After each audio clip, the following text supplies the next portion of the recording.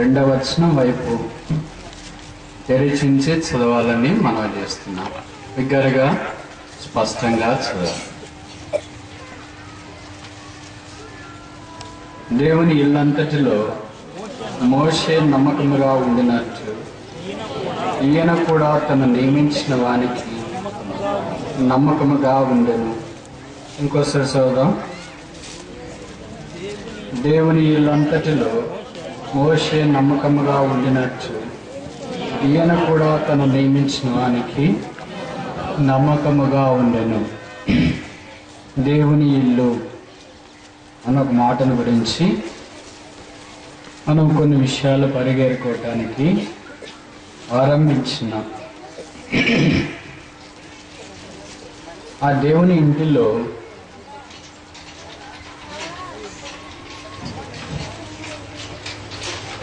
నమ్మకముగా ఉండట ప్రాథమికమైన షరతు. మోసగాడు నా ఇంట ఉండరాదు అనే దేవుడు సెలవిచ్చిన మాట మనకు పరిచయం. అందుకే ఉదయకాలం చెప్పబడింది ఏంటంటే, మనం దేవుని నమ్మడమే మాత్రమే కాదు, దేవుడు కూడా మనల్ని నమ్మాలి. 2వ మాట, మనము దేవుని పక్షాన ఉండడం మాత్రమే కాదు, దేవుడు మన పక్షాన ఉండాలి. ఇప్పుడు నమ్మకత్వాన్ని గురించి యేసుక్రీస్తు ప్రభువారు చెప్పిన ఒక ఉపమానం వైపు మీ గమనం ఉంచాలని కోరుచున్నాను. మత్తయి సువార్త 25వ అధ్యాయం. మత్తయి సువార్త 25వ అధ్యాయం 14వ వచనం నేను చదువుతా, మీరు ఆలకించాలని మనం చేస్తున్నాం. పరలోక రాజ్యము ఒక మనుష్యుడు దేశాంతరమునకు ప్రయాణమై తన దాసులను పిలిచి తన ఆస్తిని వారికి అప్పగించినట్లు ఉండును. 15వ వచనం, అతడు ఒకనికి 5 తలాంతులు, ఒకనికి 2, ఒకనికి 1 ఎవరి సామర్థ్యము చొప్పున వానికిచ్చి వెంటనే దేశాంతరము పోయెను. కనుక ఇక్కడ ఒక మనుష్యుడు, ఆయన ఆస్తి, ఆయన దాసులు, ఆయన పని మనము గమనిస్తున్నాం. బహుశా 25వ అధ్యాయం 14వ వచనం నుండి చెప్పబడిన ఈ ఉపమానములో మనం కూడా ఉన్నాము అంటే తప్పు కాదేమో. ఆ మనుష్యుడు యేసు ప్రభువు, ఆయన దాసులు, ఆయన యందు విశ్వాసం ఉంచిన వారు. సో ఆ మనుష్యుడు ఎలాంటి వాడు? ఆయనకున్న లక్షణాలు ఏంటి? ఒక వ్యక్తి దగ్గర మనం పని చేయాలంటే ఆయన ఎవరో మనకు తెలియాలి. ఆయన తెలియకుండా ఆయన దగ్గర మనం వెళ్ళి పని చేయడం కుదరదు. ఒకరింటికి మనం వెళ్తున్నామంటే ఆ ఇంట్లో ఎలాంటి వ్యక్తి యజమానడం మనకు తెలియాలి. అప్పుడు మాత్రం ఆయన ఇంటి దగ్గర వెళ్తాం, ఆయన ఇంటి దగ్గర కూర్చోవటం, మాట్లాడటం, పని చేయడం కుదురుతుంది. ఆయన ఎవరో మనకు తెలియకుండా ఉన్నపాటు మనం తీసుకెళ్ళి పలానా వాళ్ళ ఇంటి దగ్గర ఉండేసి నేను తిరిగి చెప్పాక ఎక్కడి నుండి వచ్చేసేయంటే మనం ఉండడం కుదరదు. ఆయన ఎలాంటి వాడు? ఎలాంటి లక్షణాలు కలిగిన వాడు? మనం అంటే ఆయనకి ఇష్టమేనా? మళ్ళీ ఆయన ఏమైనా పట్టించుకుంటాడా? జాలి చూపిస్తాడా? మంచోడేనా అనేవి ప్రాథమికంగా మనం తెలుసుకున్న తర్వాత అప్పుడు ఆ వ్యక్తి దగ్గరికి వెళ్ళి ఆయన దగ్గర పని చేయాలో లేదా అనే సంగతి మనం ఆలోచించడానికి ఆరంభిస్తాం. ఇక్కడ ఒక మనుష్యుడు, ఆయన ఎలాంటి వాడు? మరి ఆయన కనీసం 5 లక్షణాలు ఈ వాక్యంలో మనం చూడవచ్చు. మొదటిది ఏంటంటే 14వ వచనంలో తన దాసులను పిలిచి తన ఆస్తిని వారికి అప్పగించినట్లుండును. కనుక మొదటిది ఇస్ ఎ గివింగ్ గాడ్, ఇచ్చే దేవుడు. ఆస్తి మంది కాదు, ఇది ఎవరాస్తిది? ఎవరాస్తిది? తన ఆస్తి. ఎవరికి ఇచ్చినాడు? మరి ఎవరికి ఇచ్చినాడు? తన దాసులు. ఎవరో దారిపడిపోయే దాసులు కాదు, తన ఆస్తి, తన దాసులు. ఆస్తి యేసుక్రీస్తు ప్రభువే. ఆ దాసులు యేసు ప్రభు యందు విశ్వాసం ఉంచిన వారే. వారికైనా ఉచితముగా ఇచ్చినాడు. వారితో ఏదో కొలువు పెట్టుకోలేదు. ఇక నేను ఆస్తి ఇవ్వాలంటే నీ దగ్గర ఉన్న బంగారం కానీ పొలం కానీ ఆస్తులు కానీ ఏదో తీసుకొని వస్తే కుదువ పెడదాం, ఆ తర్వాత నీకేమైనా ఇవ్వడానికి ప్రయత్నం చేస్తామని లోకంలో మనుషులు మాట్లాడుతుంటారు. కానీ యజమానుడు అలాగ అనలేదు. ఉచితముగా ఇచ్చినాడు. ఎవరికి ఇచ్చినాడు? దారంబడిగా వాళ్ళకి ఇలే, తన దాసులు. కనుక దేవుని ఇంట్లో పనిచేసేవారు ఆయన పరిచారకులై ఉండాలి, ఆయన దాసులై ఉండాలి, ఆయన ఎంత విశ్వాసం ఉంచిన వారై ఉండాలి, ఆయనతో పాటు పనిచేయటానికి ఇష్టపడేవారై ఉండాలి. అలాంటి వారికి ఆయన ఇస్తారు. కనుక ఈ నైజం ఏంటంటే ఇచ్చుట. యాకోబు 1:17 మనం చూస్తాం కదా, శ్రేష్టమైన ప్రతి ఈవి పరసంబంధమైనదై జ్యోతిర్మయుడ తండ్రి యొద్ద నుండి వచ్చును.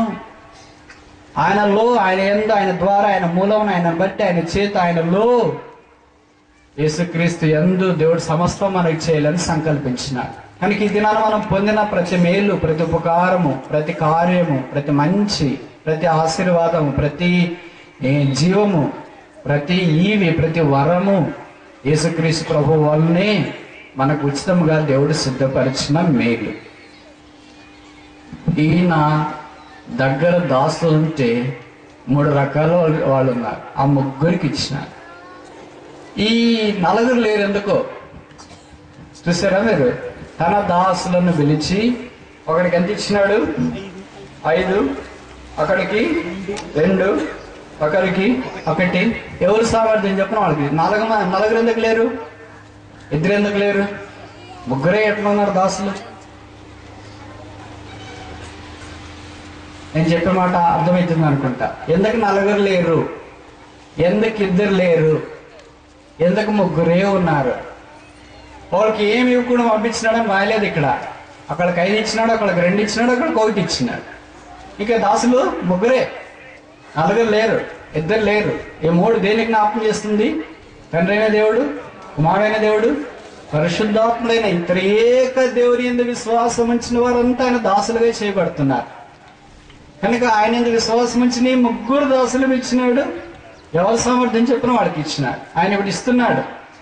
ఎవరికి కృప విస్తరింప చేయాలని ఆయన సంకల్పిస్తాడో వారికి అలాగ ఆయన ఇస్తాడు. ఎందుకు వాళ్ళకి 5 ఇచ్చినాడు? ఎందుకు వాళ్ళకి 2 ఇచ్చినాడు? ఎందుకు వాళ్ళకి 1 ఇచ్చినాడు? నాకు అన్ని ఇవ్వచ్చుగా అని కొంతమంది అనుకుంటా. ఒకే దాసుడు ఆయన దగ్గర లేడు. ఒకే దాసుడు ఆయన దగ్గర ఉంటే ఆ ఒక దాసునికి ఎన్ని ఇచ్చింటాడు? ఒకే దాసుడు ఆయన దగ్గర ఉంటే ఎన్ని ఇచ్చింటాడు? అలిసిపోయారా? ఎన్ని ఇచ్చింటాడు? 5 + 2 + 1 8 దాసునికి ఇచ్చింటాడు. 5 + 2 + 1 8 ఉన్నాయేంటి? 5, 3, 2 అక్కడ ఉండాలిగా. 5, 2, 1 వచ్చింది ఏంటి? ఎలాగొస్తుంది ఇది? 5, 3, 1 రావాలా? లేదా 5, 3, 2, 1 అలాగే రావాలా? 5, 2, 1 వచ్చింది అంటే 8 వచ్చినాయి. 8 ఏ జ్ఞాపకం చేస్తుంది? 8 బైబిల్లో న్యూనెస్, క్రొత్తదనాన్ని జ్ఞాపకం చేస్తుంది, పునరుత్థానాన్ని జ్ఞాపకం చేస్తుంది. 7 రోజులు అయిపోయినాయి. 6 రోజులు సృష్టి చేసినాడు. 7వ రోజు యేసుప్రభు వారు దేవుడు ఏం చేశాడు? విశ్రమించినాడు. ఇప్పుడు 8వ రోజు ఏమవుద్ది? పాతదే కొత్తదే? కొత్తది. ఇదిగో సమస్తమును నూతనమైనవిగా చేయుచున్నాను. యేసుక్రీస్తు ప్రభులో 8 కొత్తది జ్ఞాపకం చేస్తుంది. పాత నిబంధనలో 8వ పుస్తకం ఏంటి? బైబిల్ చూడుకొని చెప్పండి. మీరు చాలా తెలివైన వాళ్ళు, నాకు తెలిసి ఇండెక్స్ చూస్తారు. చూసి చెప్పద్దమ్మా. పాత నిబంధనలో 8వ పుస్తకం ఏంటి? రూతు గ్రంథమా? చూసినట్టు చెప్పండి. ఏం తెలియనట్టు చూసినారు, చెప్పినారు, అలా సైలెంట్ ఉన్నారు. అదే మీకు తెలివంటే. పాత నిబంధనలు 8వ పుస్తకం ఏంటి? రూతు గ్రంథం. రూత్ అంటేనే అర్థం ఏంటి? క్రొత్తదనం, న్యూనెస్. పాతదనంలో ఎక్కడుంది? మోయాబులో ఉంది. క్రొత్తదనంలో ఎక్కడికి వచ్చింది? యూదా బెత్లెహేంలోనికి వచ్చింది. పాతదనంలో ఎక్కడుంది? వైదవ్యంలో ఉంది. క్రొత్తదనంలో ఎక్కడికి వచ్చింది? బోయజ్ దగ్గరికి వచ్చింది. పాతదనంలో ఎక్కడుంది? తన తల్లిదండ్రుల దగ్గర ఉంది. కొత్తతనంలో ఎక్కడికి వచ్చింది? అత్త దగ్గరికి వచ్చింది. పాతతనంలో ఎక్కడుంది? తన మోయాబీలో పరిచయమైన వారితో ఉంది. కొత్తతనంలో ఎక్కడొచ్చింది? యూదా దేశం బెత్లెహేములో దాసుల పనివారి దగ్గరికి వచ్చింది. పాత దగ్గర ఎక్కడుంది? బావి నీళ్లు లేని దగ్గర, రొట్టెలు లేని దగ్గర ఉంది. కొత్తతనంలో ఎక్కడికి వచ్చింది? బావి నీళ్లు కలిగిన స్థలం దగ్గరికి వచ్చింది. పాత స్థలంలో మోయాబులు ఎక్కడుంది? కళ్ళం లేదు. యూదా దేశ బెత్లెహేముకి వచ్చినప్పుడు ఎక్కడుంది? కళ్ళం దగ్గర ఉంది. పాత సంగతులు ఎలాగున్నాయి?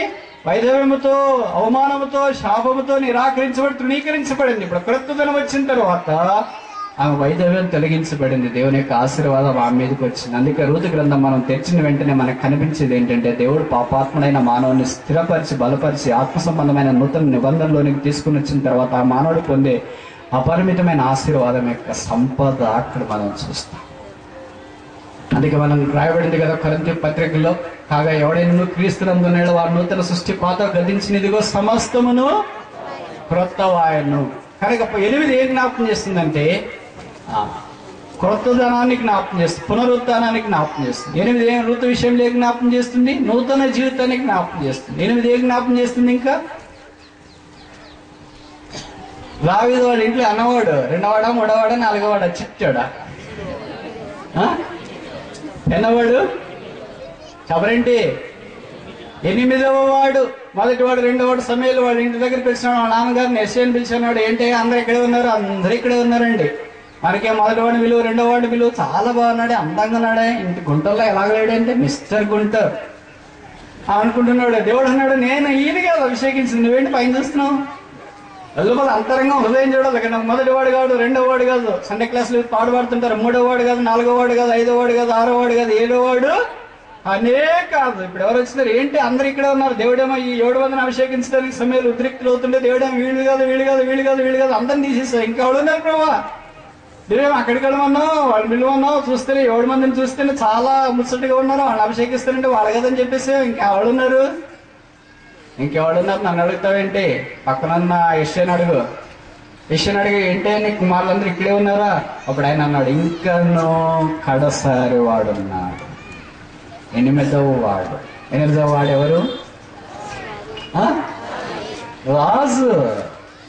8వ వాడేవాడు? అభిషేకం పొందిన వాడు. 8వ వాడేవాడు? విజయశాలి.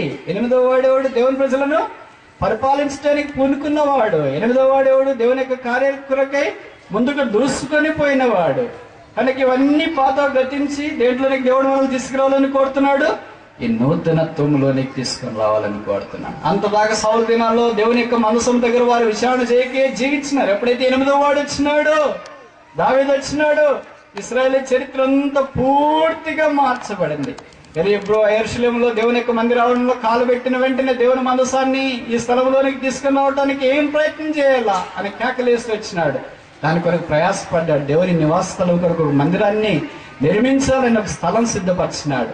ఆ తర్వాత దేవుడు ఏర్పాటు చేసిన ఏర్పాట్లనే నాకంటే మీకు బాగా పరిచయం. ఇప్పుడు దేని గురించి మనం ఆలోచిస్తున్నాం? 8. మొదటి 8 ఏ జ్ఞాపకం చేస్తుంది? న్యూనెస్, కొత్తదనం. 2వ 8 ఏ జ్ఞాపకం చేస్తుంది? రూతు యొక్క నూతన జీవితం. 3వ 8 ఏ జ్ఞాపకం చేస్తుంది? రాజరికం. ఇలాగ 8 ఎన్ని ఉన్నాయో చెప్పమంటారా? చెప్పమంటారా లేదా దీంతో మీరు అర్థం చేసుకుని తర్వాత మీరే ఆలోచిస్తారా? కొత్త నిబంధనలు ఏందో పుస్తకం ఏంటి అంటే, వీళ్ళు కొంతమంది షార్ప్ ఉన్నాడు, పాత నిబంధనలు అడిగాడు కదా, కొత్త నిబంధనలో కూడా అడుగుతాడేమో ముందే కాపీ కొట్టిన వాళ్ళు ఉంటారు. వాళ్ళు చెప్పండి. 2 కొరింథీ 5:17 మనకి చాలా పరిచయమైన మాట ఉంది. కాగా ఎవడైనా క్రీస్తునందున్నాడుదా వాడు నూతన సృష్టి, పాత గతించెను, ఇదిగో సమస్తమును క్రొత్తవాయను. కనుక 2 కొరింథీయులకు రాసిన 2వ పత్రిక ఏం జ్ఞాపకం చేస్తుందంటే, అపోస్తలుడైన పౌలు యొక్క క్రొత్తదనాన్ని జ్ఞాపకం చేస్తుంది. ఆయన అంటే, నేను ఒక మనిషిని ఎరుగుదును. ఎవరు తెలుసు అండి ఆయనకు? ఎవరు తెలుసు? ఎవరు తెలుసు? చెప్పరేంటి? చెప్పండి. ఎవరు తెలుసు ఆయనకి? మీరు చెప్తే నేనేం అనుకుంటానంటే, మీరు నిద్రపోవట్లేదు, వింటున్నారు అని బాగుంటుంది. మీకు చెప్పకపోతే మళ్ళీ డీవియేషన్. ఇప్పుడు నేను ఎక్కడో ఆరంభించినా ఎక్కడో ముగిస్తున్నా. అందుకనే ఎక్కడో ఆరంభించి ఎక్కడో ముగించుకోకుండా మనం ఆరంభించిన దగ్గరే ముగించాలంటే మీరు చెప్తూనే ఉండాలి. ఎవరు తెలుసు ఆయనకు? ఎవరు తెలుసు? సరే, 12వ అధ్యాయం. మీరు ఇంత ఆత్మీయులు నాకు తెలియదు. కొరింథీయులకు రాస్తున్న 2వ పత్రిక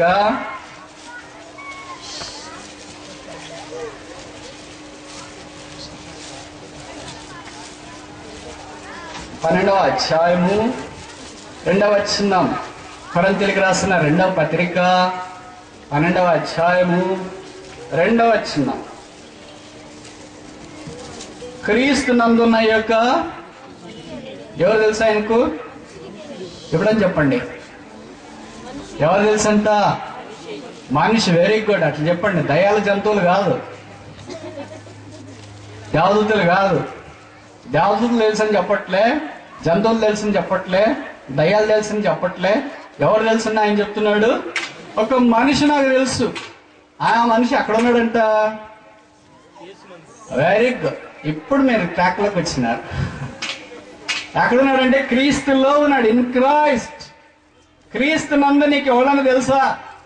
సేవకులు కాదు, బోధకులు కాదు, ఉపదేశకులు కాదు, సండే క్లాస్ టీచర్స్ కాదు, యూత్ లీడర్స్ కాదు. ఎవరు తెలుసు నీకు? ఒక మనిషి తెలుసా? ఆయన నాకు తెలుసు. ఎలాంటి వాడు ఆ మనుషుడు? ఇంతకుముందు ఎలాగున్నాడు ఆ మనుషుడు?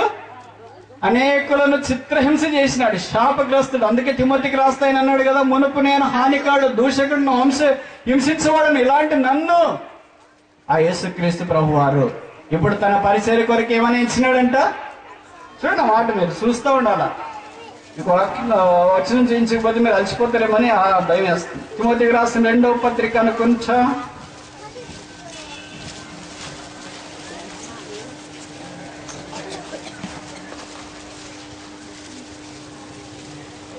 అదేనా? మొదటి పత్రిక 1వ అధ్యాయము 12-13 వచనాలు. తిమోతికి రాసిన మొదటి పత్రిక 1వ అధ్యాయం 12-13 వచనాలు. పూర్వము దూషకుడు, హింసకుడు, హానికాడైన నన్ను తన పరిచర్యకు నియమించి ఎలాగించినాడంట? నమ్మకం. తన ఇంట్లో ఎలాంటి వాళ్ళు ఉండాలి? దేవుని ఇంట్లో ఎలాంటి వాళ్ళు ఉండాలా? నమ్మకమైన వారిగా ఎంచి ఆయన బలపరిచిన యేసుక్రీస్తు ప్రభు వారికి ఆయన కృతజ్ఞుడు అయినాడు.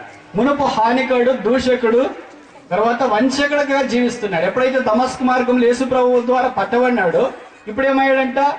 నమ్మకమైన పరిచారక. కనుక 8 అనేది ఎలాగ మార్చేస్తుంది చూడండి. ఆఖరికి 8 చెప్పి ముగిసిన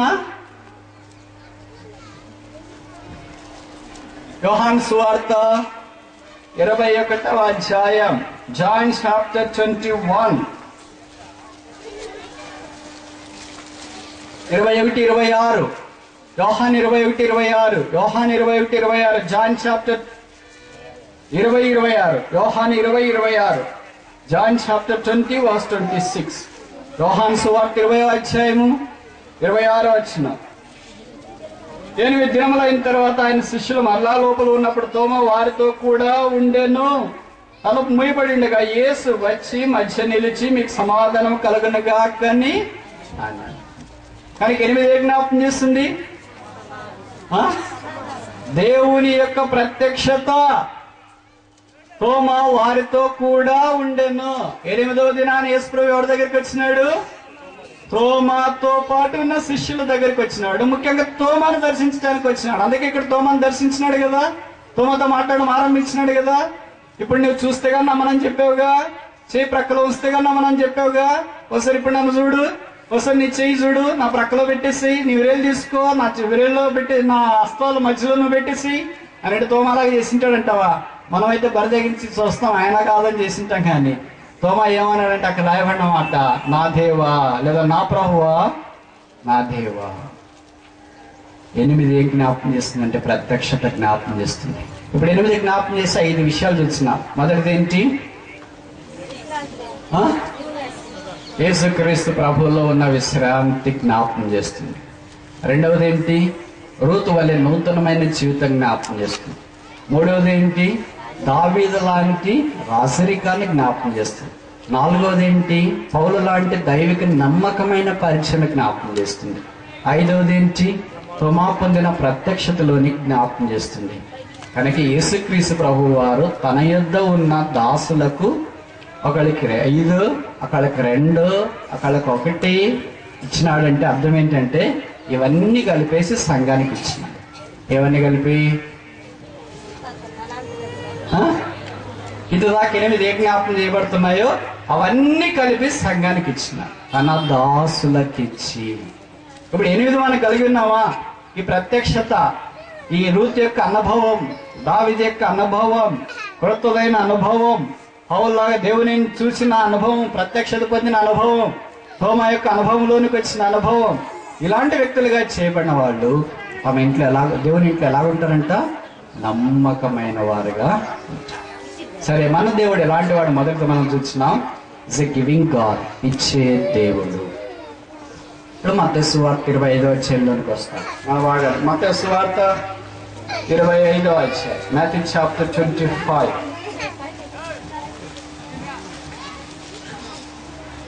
మత్తయి సువార్త 25వ అధ్యాయం 2వది 15వ వచనం నేను చూద్దాం. మత్తయి 25:15. అతడు ఒకని 5 తలాంతులను, ఒకనికి 2, ఒకనికి 1 ఎవరి సామర్థ్యం చొప్పున వానికి ఇచ్చి వెంటనే దేశాంతరము వెంటనే పోయాడు. ఎందుకని? ఆలస్యం చేయొచ్చుగా. మనమైతే ఆలస్యం చేస్తాం. మీటింగ్ పిలిస్తే వెంటనే ఎవరైనా వస్తారా? అదే పాపం చేయటానికి వెంటనే కరెక్ట్గా పోతాం. ఒకటే మాట వస్తుంది ఇంట్లో వాళ్ళందరికీ, సంఘం అందరికి ఒకటే తత్వం. అదే మంచి పని చేయటానికి, దైవికమైన కార్యం చేయటానికి సమాధానం లేదన్నా, వాళ్ళకి సమాధానం లేదు, వాళ్ళు ఒప్పుకోవట్లేదు, వీళ్ళు ఒప్పుకోవట్లేదు, ఆయన ఒప్పుకోవట్లేదు, ఈయన ఒప్పుకోవట్లేదు. అందరికి సమాధానం వచ్చేది ఎప్పుడు, చేసేది ఎప్పుడు? అంతలో ప్రభువే వస్తారు. కానీ సాతాను ఏం చేస్తారంటే మధ్యలో ఇలాంటివన్నీ పెట్టేస్తారు. వాళ్ళకి సమాధానం లేదుగా, ఇంకేం చేస్తారులేండి, అలాగే ఆపు చేస్తారు. అలాగే ఉంటారు. సమాధానం లేకుండా ఏడిమెందుకు అని అనుకుంటా ఉంటాం. అది సాతాను మన మధ్యలో పెడుతున్న చిచ్చు అని మనం చాలా ఆలస్యంగా అర్థం చేసుకుంటాం. అందుకే రెండో దేవుడికి నైజం ఏంటంటే ఈజ్ ఎ జనరస్ గాడ్, ధారాళంగా ఇచ్చేవాడు. దేవుడు ఎలాగిస్తాడంట? వాళ్ళని భిక్షం అడిగితే ₹1 ఏంటంటే మనం ఎంత ఇస్తాం? పావుల బిల్లో ఎంత ఇస్తాం? ఎందుకంటే చెల్లదుగా. మన ఇంట్లో ఉన్న ఒకటే వాళ్ళ దగ్గరికి వెళ్ళిన ఒకటి అనుకొని చెల్లని తీయడానికి ప్రయత్నం చేస్తాం. చెల్లన్నోడు కొంతమంది ఆదివారం కానుకలో పెట్టినప్పుడు వాళ్ళ ఇంట్లో చెల్లంది చినిగిపోయింది, మసిపెట్టింది, పసుపు అంటుకునింది, నూనె అంటుకునింది, ఎక్కడ బ్యాంకులో కూడా చెల్లంది తీసుకుని వచ్చి, ప్రభువా ఇన్ని ఇచ్చినావు నాయన, నీకు ఇవ్వకుండా ఎట్లుంటావు లేరంటారా? ఇక్కడ అలాంటి వాళ్ళు నవ్వుతున్నారు, బయటికి మాత్రం బాగానే అంటుంది. దాని గురించి ఎవరికి ఎలాగ తెలిసింది? అంత కరెక్ట్ చెప్తున్నాడు ఏంటి? కౌంట్ చేసేవాళ్ళకి తెలుస్తుంది ఇలాంటి నోట్లు ఎలాగ వచ్చినాయా, ఈ బ్యాంకులో కూడా చెల్లవేంటి, బ్యాంకులో కూడా చెల్లవేంటి. కౌంట్ చేసేవాళ్ళు కొంతమంది, అంటే వాటిని లెక్కించేవాళ్ళు కొంతమంది ఎంత ఉదారవంతులు ఉంటారు కనుక అలాంటి ₹10 నోట్లు, ₹20 నోట్లు ఉన్నా వాళ్ళు తీసుకుని ఎలాగో చెల్లవని చెల్లే నోట్లు దాంట్లోకి వేస్తారు. అందరూ అలాగ ఉండరు అనుకో, ₹1000 కూడా చెల్లని చేస్తాంలే, ఎవరో తీసుకుని మార్చేస్తారంట కదా అక్కడ అనుకుని మీరు ₹1000 కూడా చెల్లని తీసుకుని వచ్చి ఇక్కడ వేయద్దండి. మనం చెల్లని దేవుడికి ఇచ్చడానికి ప్రయత్నం చేస్తే దేవుడు కూడా మనల్ని చెల్లనోడుగా చేస్తాడు బయట. ఆహా, నువ్వు చెల్లని నా దగ్గరికి తీసుకుని వస్తావా, నువ్వు బయట ఎట్లా చదువుతావు నేను చూస్తాగా. ఈ దేవుడితో మనం ఎప్పుడు పెట్టుకోకూడదు. కొంతమంది ఎత్తుంటారు కదా, నా అత్తలో పెట్టుకోవద్దు, నాది పల్నాడు సుమా, ఏమనుకుంటున్నావు అని. మనుషులకి ఇంత పౌరుషం ఉంటే, మనుషులకి ఇంత ఉంటే, దేవుడి సంగతి రాయబడింది ఏంటంటే ఆయన మహారోషం గల దేవుడు, ఆయన భీకరమైన వాడు, ఆయన చేతిలో పట్టు బహు భయం.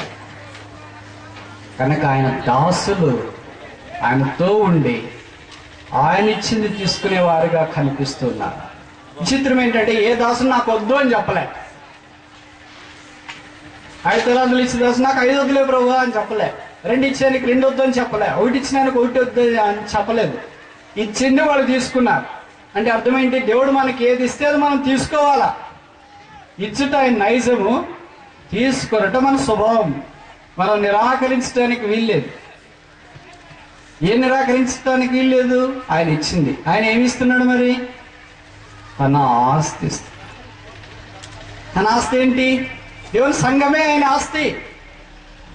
ఆదికాండంలో మనం చూస్తాం, మన్నించండి, అపోస్తల కార్యాల్లో మనం చూస్తాంగా. ఏమన్నాడు ఆయన? ఏం చెప్పాడు? దేవుడు స్వరక్తం ఇచ్చి సంపాదించిన ఈ సంఘం. కనుక ఇది దేవుని సంఘము, ఇది ఆయన ఆస్తి. మనమేంటి పనివారము. ఒకళ్ళు 5 తలాంతులు, ఒకళ్ళు 2 తలాంతులు, ఒకళ్ళు 1 తలాంతు తీసుకున్న కూలోళ్ళు రకరకాల డ్రెస్సులు వేసుకొని ఇక్కడ కూర్చున్నారు అంతే. వాళ్ళందరూ ఒకటే ఒక పేరు ఏంటంటే కూలోళ్ళు. ఎవరి పొలంలో పనిచేస్తారండి? యేసుప్రభు పొలంలో పనిచేస్తారు. ఎవరు పిలిచారండి? యేసుప్రభు పిలిచాడు. ఎప్పుడు పిలిచాడండి? ఒకళ్ళు ఒక సమయంలో పిలిచాడు. ఒకళ్ళని ఉదయం పిలిచినాడు, ఒకళ్ళు మధ్యాహ్నం పిలిచినాడు, ఒకళ్ళు సాయంకాలం పిలిచినాడు. ఇలాగ రకరకాల ఒకళ్ళని ఒకసారి పిలిచినాడు. ఆయన మాకేం చెప్పలేదే, నీకేం చెప్పలేటానికి ఆయన దగ్గర నువ్వేం సహపడేవాడో కాదు, నువ్వు కూలుడే. కనుక దేవుని దగ్గర మనం అంతా కూలోళ్ళే. ఆయన ఇంట్లో మనం అంతా కూలోళ్ళే. డ్రెస్సులు వేసుకున్న కూలోళ్ళు అంతే, డ్రెస్సులో మార్పు ఉంది. కానీ జీతంలో మన నమ్మకత్వాన్ని బట్టి దేవుడు ఇచ్చేవాడు ఉన్నాడు. ఇప్పుడు ఎంత ఇచ్చాడంటే మొదటి వాడికి 5. ఒక తలాంత్ అంటే ఎంత అని రాశారు ఇక్కడ? 3600. 5 తలాంతులు అంటే ఎంత? 3600 ఇంటూ 5 అంటే దాదాపు ఎంత? 18,000. ఊహించండి, 2000 సంవత్సరాల క్రితం 18,000 అంటే ఇప్పుడు ఎంత? నేను అనుకుంటా 18 కోట్లు అనుకుంటా. 18,000 100 సంవత్సరాల క్రితం చూసిన వాళ్ళు ఇక్కడ ఎవరైనా ఉన్నారా? ఎవరు ఉండరు. అప్పుడంతా వాళ్ళకి జీతం 5 రూపాయలు 10 రూపాయలు ఉంటుంది. ఇది 2000 సంవత్సరాల క్రితం అంత ఇచ్చినాడంటే ఆయన ఆస్తి ఎంత గొప్పది. కనుక ఈ దినాన్ని ఆయన లెక్కింప శక్యము కాని ఆస్తిని మనకి ఇచ్చేసినాడు. రెండో వ్యక్తికి ఎంత ఇచ్చినాడు? 2 తలాంతులు అంటే ఎంత? 3600 ఇంటూ 2 7,200. 7,200 అంటే ఎంత? దాదాపు 7 కోట్లు ఇచ్చినాడు. మూడో వ్యక్తి ఎంత ఇచ్చినాడు? 1 తలాంతు అంటే ఎన్ని? 3,600 రూపాయలు అంటే దాదాపు 4 కోట్లు. 4 కోట్లు ఉన్నాడు. ఇక్కడ ఎవరైనా అన్నారు? ఉంటారమ్మో, గుంటూరు జిల్లా చాలా కష్టం, అంత మిరప తోటలు పత్తి తోటలేగా కదా. అంటే దేవుడు అంత విస్తారంగా వారికి అనుగ్రహించినాడు. ఆయనలో ఏం కొరత లేదు, పదవ లేదు. ఎవడన్నా మనకు 1 కోటి రూపాయలు ఇచ్చే ఉద్యోగం ఇస్తారా? ఇచ్చిన ఉద్యోగం కూడా తీసేసుకుంటారు మనం చూస్తే. కానీ యేసు ప్రభు అంట అంత విరివిగా మనకిచ్చింది.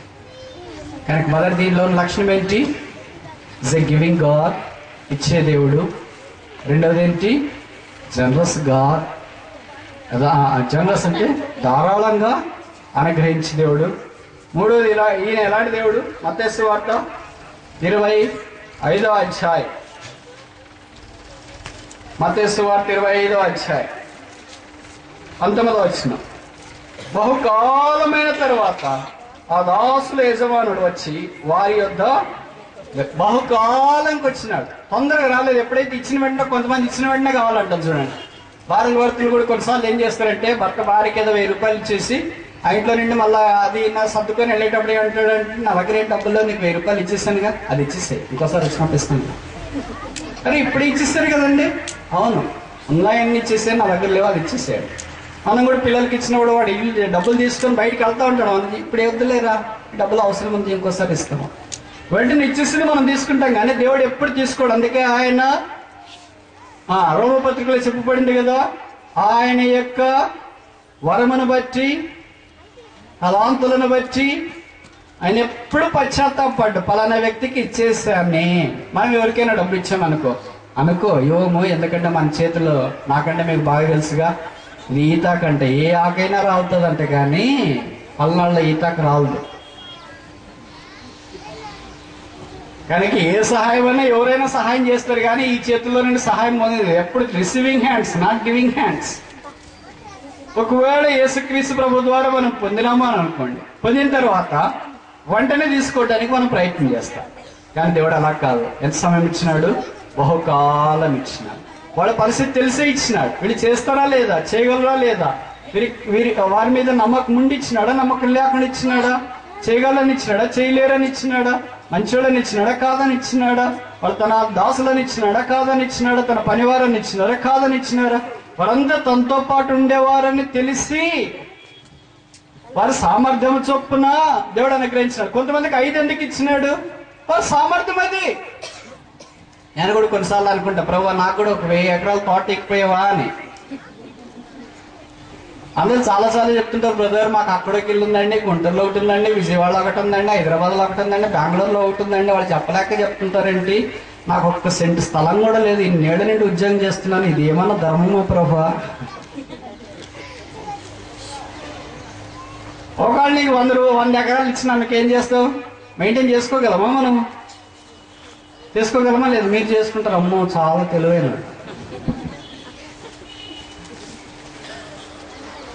ఎవరికి ఈ 5 తలాంతులు నిర్వహించేవానికి 5 ఇచ్చినాడు. వాని యొక్క నైజాన్ని బట్టి, స్వభావాన్ని బట్టి, సామర్థ్యాన్ని బట్టి ఇచ్చినాడు. వీడి తర్వాత చెడిపోతాడేమో అని అనుకోలేదు. మనం ఏమనుకుంటాం, ఏంటి బ్రదర్ ఆ బ్రదర్ని వాడుకోవచ్చు కదంటే, భలే వాళ్ళ బ్రదర్ ఇప్పుడు వాడుకుంటే తర్వాత వచ్చి నెత్తి మీద కూర్చుంటాడు, ఇంకైతే మన కింద దొరికేస్తాడు, ఆయన వాడుకుంటే ఇంకేం కుదరదు, మనం ఎంత ఇక్కడ నుండి బయటికి కోసేస్తాడు, ఆయన ఉంటాడు, లోపలికి పోతాం. మనం అలాగే అనుకుంటాం, చెడ్డగా అనుకుంటాం, హానిగా అనుకుంటాం. మనకి ఎప్పుడు నెగిటివ్ మైండే కదా, ఎందుకంటే మనమే నెగిటివ్. మనకున్న ఛార్జ్ ఏంటంటే, ఛార్జ్ ఏంటి తెలుసు కదా, మీలో కొంతమంది స్టూడెంట్స్ ఉంటారు. ఈ ఛార్జ్ ఏంటంటే ఇది నెగిటివ్ ఛార్జ్, ఇది పాజిటివ్ ఛార్జ్ కాదు. ఎప్పుడు నెగిటివ్ గానే ఆలోచిస్తుంటారు. ఎందుకంటే నీ మనస్సు అలాంటిది. నీకు కామర్లు ఉన్నాయి కనుక మిగతా వాళ్ళంతా ఎలా కనిపిస్తారు? పచ్చగానే కనిపిస్తారు. నీకు చెడు ఆలోచనలు ఉన్నాయి కనుక, అమ్మో వాళ్ళని నిలబెడితే వాళ్ళతో వచ్చేస్తారేమో, తొక్కేస్తారేమో, నన్ను లేకుండా చేస్తారేమో అంటే నీకు ఆలోచన ఉంది. నేను ఈ మాట అంటే మీరు అనొచ్చు, కాదు బ్రదర్ వేరే దగ్గర అట్లే జరిగింది బ్రదర్ అని. నిజమే, అట్లే జరిగిండొచ్చు. నీకు అట్లా జరగాలని ఏమి?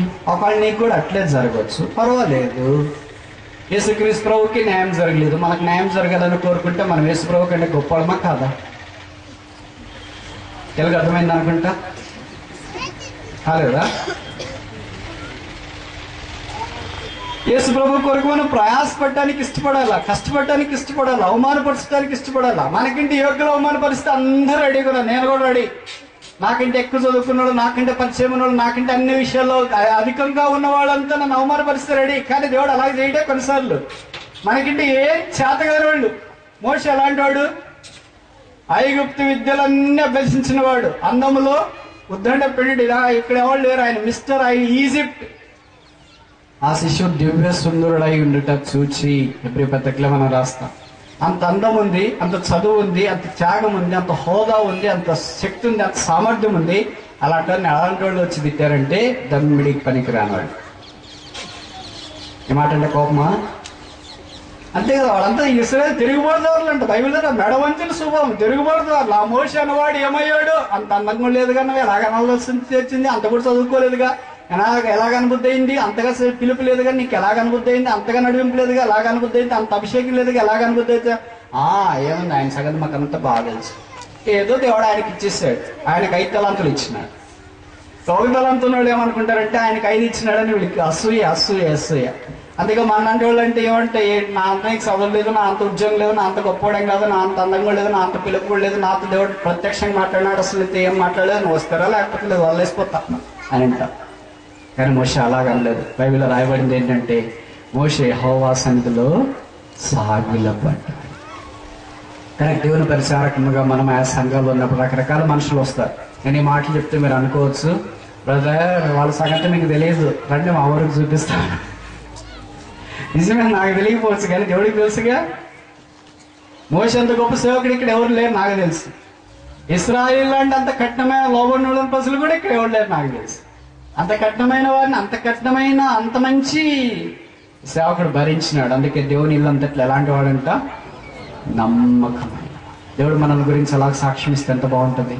మా ఇంట్లో పల్నాడు వాళ్ళు ఎంత నమ్మకస్తులు, మా ఇంట్లో 2 చింతల వాళ్ళు ఎంత నమ్మకస్తులు, గురిజాల వాళ్ళు ఎంత నమ్మకస్తులు, నడికొండ వాళ్ళు ఎంత నమ్మకస్తులు, మాచెల్ల వాళ్ళు ఎంత నమ్మకస్తులు, వెనకొండ వాళ్ళు ఎంత నమ్మకస్తులు. అసలు పల్నాడు వాళ్ళు అంత నమ్మకస్తులు ఆ ఇంట్లో ఎవరు లేరని దేవుడు సాక్ష్యం ఇస్తే ఎంత బాగుంటుంది. అట్లా అంటాడా దేవుడు మన గురించి? అమ్మో పల్నాడా అని అంటే మనకి చాలా విషాదం. ఆయన మన బలహీనతలు ఎరిగి మనము ఆయన సన్నిధిలో తప్పిపోతామని తెలిసి ఆయన తన ఆస్తి తన కృపావరం మనకి ఇవ్వడానికి ఇష్టపడ్డాడు. అందులో ఆయన దయాళతో మనకు కనిపిస్తుంది. తన ఇంటిలో నమ్మకస్తులు కావాలని వెతుకుతున్నాడు. కారణం ఏంటంటే ఆయనే మొదట ఇచ్చే దేవుడు. రెండవది విరివిగా ఇచ్చే దేవుడు. మూడవది గ్రేషియస్ గా సమయం ఇచ్చేవాడు. మనకి ఇచ్చిన వెంటనే అడగలేదు. మనకు తలాంతి ఇచ్చినాడు అనుకో, వెంటనే అడగలేదు. మనం ఏమనుకుంటాం, నాకేం తలాంతి లేదు అనుకుంటాం. చెప్పేవాళ్ళు ఏమనుకుంటారు, ఇది చెప్పేదే ముందులే, పాటలు పాడేది చాలా బాగుంటుంది, కొద్దిసేపు పడుతుంది తర్వాత వెళ్ళిపోతాం. పాటలు పాడేవాళ్ళు ఏమనుకుంటారు, ఇది ఏం బాగాలేదు. కీబోర్డ్ వేసేదైతే అబ్బా మ్యూజిక్ అంటే. విన్న వాళ్ళు ఏమనుకుంటారు, ఇది ఏం బాగాలేదు, కింద కూర్చొని వంట చేసేది బాగుందని. వాళ్ళు ఏమనుకుంటారు, ఇది ఏం బాగాలేదు, ఊరికి అట్టా ఇట్లా తిరిగేది బాగుంది అని. ఒకడు రకము. ఎవరికి ఉన్న దాంట్లో తృప్తి ఉండదుగా. నాకు ఉద్యోగం వస్తే ఉద్యోగం తృప్తి ఉండదుగా. ఏ ఉద్యోగం ఉన్నా కలెక్టర్ కావాలనుకున్నాను, కలెక్టర్ అడిగా ఏంటి బ్రదర్ అంటే, కలెక్టరే ఉంది, సెక్రటరీ కావాలనుకున్నాను. సెక్రటరీని వెళ్ళి అడిగా ఏంటండి, సెక్రటరీ అంటే చీఫ్ సెక్రటరీ కావాలనుకున్నాను. అంటే చీఫ్ సెక్రటరీ వెళ్ళి అడిగామనుకుంటే ఏంటా, కాదు హోమ్ సెక్రటరీ కావాలనుకుంటున్నాను. హోమ్ సెక్రటరీ పోయి అడిగామని, ఏంటి మనం చాలా తృప్తి లేకుండా జీవిస్తున్నా, ఇంత అయ్యో కదా, ఇంకేంటి, కాదు నేను పిఎం ఫేసీలో ఉండాలనుకుంటున్నాను. ఆయన వెళ్ళి అడిగా మనకి ఏంటి అంటే, నేను ఇంకా యునెస్కోలో ఉండాలనుకుంటున్నాను, యుఎన్ఓలో ఉండాలి. ఆయన వెళ్ళి అడిగా మనకి ఏంటి అంటే, నేను అక్కడ పర్లకంలో ఉండాలను. ఎక్కడ దీనికి అంతు, ఎక్కడ దీనికి హద్దు? కనుక దేవుడు మనకు అనుగ్రహించిన దాంట్లో ఆ బహుకాలం ఇచ్చినప్పుడు మనం ఏం చేయాలంటే దాన్ని వృద్ధి పొందించాలని దేవుడు కోరుతాడు. ఒక ఊరిలో ఒక యజమానుడు ఉన్నాడు, ఒక వ్యక్తి. ఆయనకి 2 గాడిదలు ఉన్నాయి. పిల్లప్పటి నుండి ఆ గాడిదలు బాగా ఆయనకి సేవ చేసినాయి. ఆయన బరువులన్నీ గాడిదలు మోసినాయి. గాడిదలు కొంతకాలం అయిన తర్వాత ముసలిపోయినాయి, పని చేయడానికి చేత కావట్లేదు. ఆ గాడిదలకు అవే బరువు అయిపోయినాయి, అవి నడవాలంటే కష్టం. కొంతమంది ఊరోళ్ళు అన్నారంట ఆ యజమాని దగ్గరికి వచ్చి, ఏంటి నువ్వు బాగున్నప్పుడు ఈ 2 గాడిదలు నీకు అంత గొడసాకలు చేసేసాయిగా, ఇంక ఈ గాడిదల పని అయిపోయింది, దీనికి లాభం లేదు, దీన్ని బయట పంపించి ఎవరు తీసుకోరు, కనుక దీన్ని ఎలాగైనా చంపేస్తాము అన్నారు. ఎందుకు చంపేయడము, ఏదో ఉన్నంతకాలం ఉంటాయి కదా అంటే, ఉన్నంతకాలం అంటాను కుదరదు, చూసిన వాళ్ళందరికీ బాగా బలంగా పనిచేసే గాడిదలు చూస్తే ఇష్టం, కానీ పనిలేని గాడిదలు ఎందుకు? పనిలేని గాడిదలు ఎక్కడ ఉన్నాయి చెప్పండి? అర్థమైంది అన్నమాట. అర్థమైందా కాలేదా? Very good. అర్థమైన వాళ్ళకి అర్థం కానీ, అర్థం కాని వాళ్ళకి అట్లే ఉన్నది. సరే, ఊర్లో ఇరుగు పొరకు అంత వచ్చినారంట. అవి గొయ్యి లాంటిది, బావి లాంటిదంటే దాంట్లో నీళ్ళేమంట. ఆ 2 గాడిదలు దాంట్లోకి తోసినారు. తోసి ఊరు ఇరుగు పొరకు ఉంటారు కదా, అదంతా రకరకాలు ఉంటుంది ఊరైన తర్వాత. అనగా ఊర్లో ఏం చేశారంటే మట్టి తీసుకొని వచ్చి గాడిదల మీద వేస్తారు. ముస్లిం గాడిద అలాంటి గాడిద ఇంకా అయిపోయింది, చేసినంత కాలం చేసినాం, ఇంకెంతకాలం అని చేస్తాం. నా యజమానుడు మంచోడు కాదు, ఆయన చేసినంత కాలం చేయించుకున్నాడు, బాగా వయసులో ఉన్నప్పుడు అంతా నా ద్వారా కష్ట పని అంతా చేయించుకున్నాడు. ఇప్పుడు చూడు నన్ను నిర్దాక్షిణ్యంగా చంపేస్తాడు. అది చంపేది కూడా మామూలుగా చంపేయచ్చు కదా, మొన్నేసి గోతులో బూట్ చేస్తున్నాడు, ఎంత దయదాక్షిణ్యం లేనాడు, ఇట్లాంటి వాళ్ళకి చేసి ఒకటి చేయకొకటే అని అనుకుంటా ఉంది. మన వేస్తూనే ఉన్నారు, అనుకుంటానే ఉంది, కాళ్ళ దాకా వచ్చింది అనుకుంటానే ఉంది, మొక్కల దాకా వచ్చింది అనుకుంటానే ఉంది, నడవ దాకా వచ్చింది అనుకుంటానే ఉంది, తల దాకా మునిగేదాకా వచ్చింది. ఇంకేం చేస్తాములే, చచ్చిపోయేదానికి వచ్చినాం కదా అనుకుంటూ వస్తాంలే అనుకున్నది. మొన్న వేసినారో చనిపోయింది. ఇది కథకు ఒకవైపు ఒక గాడిద కథ. ఇంకొక గాడిద ఉంది, అది కూడా అదే గోతులోనే ఉంది, దానికి కూడా మన్నేస్తున్నారు. దానికి మన్నేస్తుంటే ఆ గాడిద అనుకుంది, నా మీద కూడా మన్నేస్తున్నారు ఏంటి, పక్కలున్న గాడిద అయితే దాదాపు చనిపోయేదానికి వచ్చింది, నా మీద కూడా వీళ్ళు ఎలాగే చేస్తున్నాం, మేము ఇద్దరం కలిసి ఎంత జంటగా పని చేసాం, అసలు మా ఇద్దరు కలిసి ఊర్లో చాలా గాడిదలు అసూయ పడేది. ఆయన కానీ 2 గాడిదలు ఉంటే చాలా పెద్ద ఎద్దుల కంటే గాడిదల కంటే చాలా బాగా సేవ చేస్తున్నాం అనుకునేవాళ్ళు. మేము ఇంత కష్టపడి ఇంత ప్రయాసపడి ఇంతకాలం పనిచేసి మా యజమానికి మంచి కేర్ తీసుకొని వచ్చి ఆయన పనులన్నీ జాగ్రత్తగా చూసుకుంటే చివరికి మాకు సరైన సావలేకుండా ఈ గోతులో మన్నేసి మమ్మల్ని చంపే దీనస్థితికి మమ్మల్ని తెచ్చేసారేంటి, ఎందుకైనా కానీ పని చేసినాము, కానీ ఇంక యజమానికి ఇష్టం లేకపోయినా సరే నేను ఎలాగైనా ఇక్కడి నుండి బయటపడాలా, నా సావేదో నేను చేస్తాను, నా నేను ఏదో బతికి ఎక్కడో అవుతుంది వస్తా, కానీ ఈ గోతులు మాత్రం సాగకూడదు అని అనుకున్నది.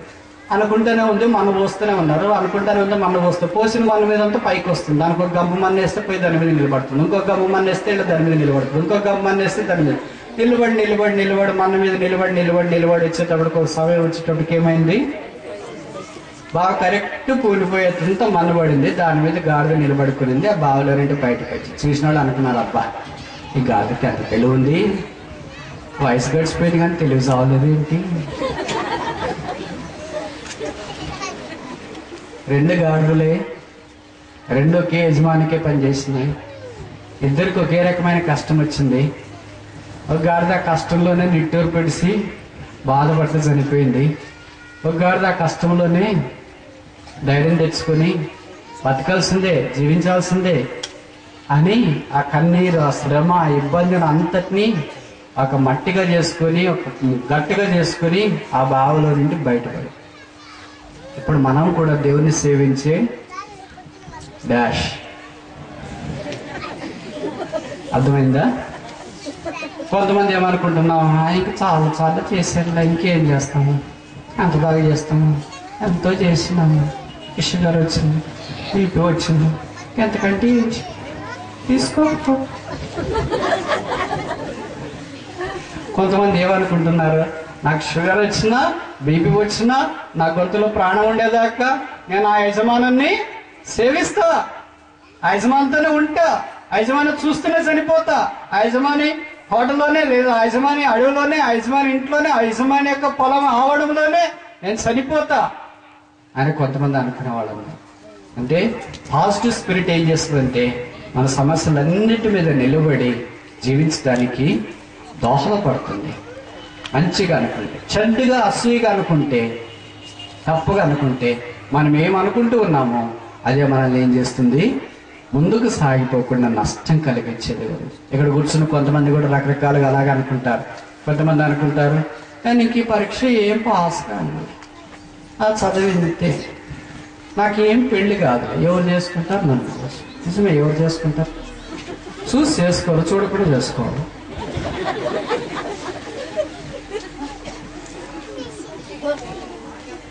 చూడకుండా ఎవరు చేసుకునే వాళ్ళు ఉన్నారు కదా, బక్సింగ్ గారి దినాల్లోనైతే చూడకుండా చేసుకునే వాళ్ళు అంటారు. ఈ దినాల్లోనా చూడకుండా చేసుకునే వాళ్ళు ఉన్నారా? అట్లా కొంతమంది నెగిటివ్ కాదు, నాకు ఇంకేం ఉద్యోగం వస్తుందిలే, నేను దేంట్లో సెట్ తీసుకుంటారులే, అది ఎంతేలే, ఇంకా జీవితం అంతా ఎంతే, తప్పదు. ఏంటి ఈ పండుగ పొలాలు, తోటలు, ఈ పత్తి తోటలు, ఈ జీవితము, ఇలాంటి చిత్తల పల్నాడు, ఇది ఏం తప్పదు, ఇంకెక్కడి నుండి ఏం బయట కాదు అనుకుంటున్నాను. ఇంకా కొంతమంది ఏమనుకుంటారు, మా సంఘం అంతే, నేనంతే, వాళ్ళు సావురు, నేను సావురు. కొంచెం వాళ్ళు వృద్ధి పొందుతారా, వాళ్ళు వృద్ధి పొందను, నేను, వాళ్ళు ఎక్కడున్నారు అక్కడే ఉన్నారు, నేను ఎక్కడున్నాను అక్కడే ఉన్నాను, ఎంతకాలం పనిచేసినా ఏం వృద్ధి పొందట్లేదు అని కొంతమంది అనుకుంటారు. ఇలాగ రకరకాలుగా అనుకునే వాళ్ళు. ఇంకెంతకాలం లే, మా ఇద్దరు సంసార జీవితంలో పిల్లలే కాలేదు, ఇక మేము ఇంతేనే అంటాం. మరి అబ్రహాము దేవుడు పిల్లలు ఇచ్చిన అప్పుడు కాలంలో ఇచ్చినాడు, ఇప్పుడు కాలంలో ఎక్కడ ఇస్తాడు? అప్పటి కాలం ఇప్పుడు కాలంలో దేవుడు ఏం మారలేదు, మనం మారినాం. కానీ దేవుడు మారాడా? బైబిల్లో రాయబడిన హెబ్రీ పత్రిక 13 యేసుక్రీస్తు నిన్న నేడు ఏకరీతిగా ఉన్నాం. మనం మారాం, మనకి విశ్వాసం తక్కువ, మనం దేవుని మీద నమ్మకం ఉంచడం తక్కువ. కానీ దేవుడేమి ఎప్పుడు ఎక్కడ మారలేదుగా. దేవుని మీద ఆధారపడినప్పుడు దేవుడు సహాయం చేస్తాడు. కనుక చెప్పదలుచుకున్న మాట ఏంటంటే, దేవుడు మనల్ని సిద్ధపరిచిన ఏ స్థలమైనా సరే అసూయతో, ద్వేషముతో, మత్సరముతో, రకరకాలైన క్రైస్తవ లక్షణాలకు భిన్నమైన వాటి చేత మనల్ని మనమే మోసపుచ్చుకొని మరణంలోనికి వెళ్లకుండా ఆ పరిస్థితులన్నింటినీ జయించి క్రీస్తు కొరకు ముందుకు సాగిపోయే పాజిటివ్ మైండ్. దేవుడు నన్ను వాడుతుంటాడు, నాకు సహాయం చేస్తాడు, నేను పాస్ అవుతాను, నా పరిసర వృద్ధి పొందుతుంది, దేవుని యొక్క సంఘం విస్తరిస్తుంది, పల్నాడులో దేవుడు నన్ను కూడా తన ఇంట్లో నమ్మకమైన వాడిగా చూస్తాడు, ఆయనతో పాటు నేను కూడా ఉండబోతున్నాను. ఇలాంటి పాజిటివ్ అవుట్లుక్ మనం ముందుకు సాగిపోయినప్పుడు దేవుడు మనల్ని జ్ఞాపకం చేసుకునేవాడు అన్న సంగతి మనం మర్చిపోకూడదు. బైబిల్లో ఉన్న వాళ్ళంతా సామాన్యమైన వారే, కానీ అసమానమైన దేవుణ్ణి వారు నమ్మారు. మనం కూడా సామాన్యమైన వారమే, అసమానమైన దేవుని మనం నమ్మట్లో కొరత కలిగి ఉన్నాం. దేవుని ఇంట్లో దేవునికి నమ్మకమైన వారు కావాలి. అందుకే ఆయన అనుగ్రహించిన తలాంతులు మనం వృద్ధి పొందించడానికి మనకు ఆయన అవకాశం ఇస్తుంది. 4వది ఏంటి? మత్తయి సువార్త 25వ అధ్యాయం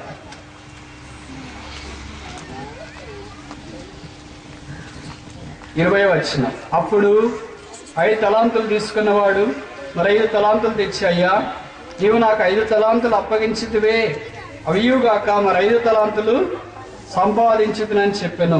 అతని యజమానుడు, బలా నమ్మకమైన చెడ్డదాసుడా, ఇవి కొంచెంలో అపనమ్మకముగా ఉంచు గనుక నిన్ను నేను త్రోసివేయుచున్నాను అని రాశారా?